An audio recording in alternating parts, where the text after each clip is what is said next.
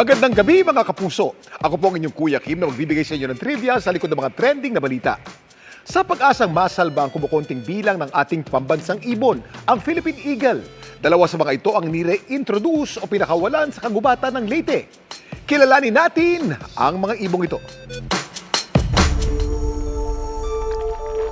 Ang mayayabong at lunti ang kagubatan ng probinsya ng Leyte ang siya na ngayon tahanan ng dalawang Philippine Eagle na ito na pinakawalan kamakailan ng PEF o Philippine Eagle Foundation.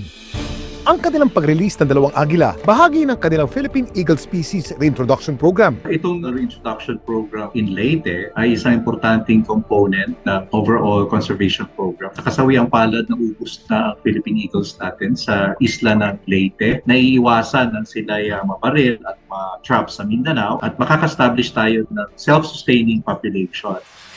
Ang unang pinakawalan, si Kalatungan 1, isang lalaking agila. Taong 2024 nang ma-rescue ang nuwi ng hihinang agila sa Bukidnon. Merong kasi itong tama ng bala. Nalagaan sa Philippine Eagle Center, binigyan siya ng mga vitamina, ibinalik yung kakayahan niya lumipad, ready na. Makalipas sa mahigit isang oras, ang kapareha naman ni Kalatungan 1 na si Lyra Sinabadan ang pinakawalan. 2023 naman nang siya ma-rescue sa mga tangkulan sa Bukidnon.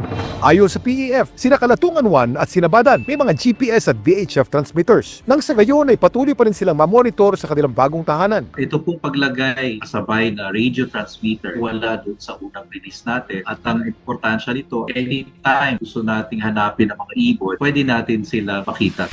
May isa pang Philippine Eagle ang papakawala ng PEF sa kagubatan ng Leyte. Sino ang agilang ito? Kuya Kim, ano na? Ito si Lakpue, ang pangatlong Philippine Eagle na papakawala ng PEF sa kagubatan ng Leyte. Isa siyang 20-year-old na agila. Siya raw ang magiging replacement o kapalit ni Uswag, ang agilang bumagsak at binawian ng buhay sa Cebu noong 2024. Makakapareha ni Lakpue ang agilang si Carlito na pinakawalan sa bayan ng Burawen noong 2024. Samantala, para malaman ng trivia sa likod ng viral na balita, i-post o i-comment lang #Kuya Kim. Ano na?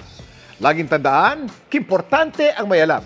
Ako po si Kuya Kim at sagot ko kayo 24 oras.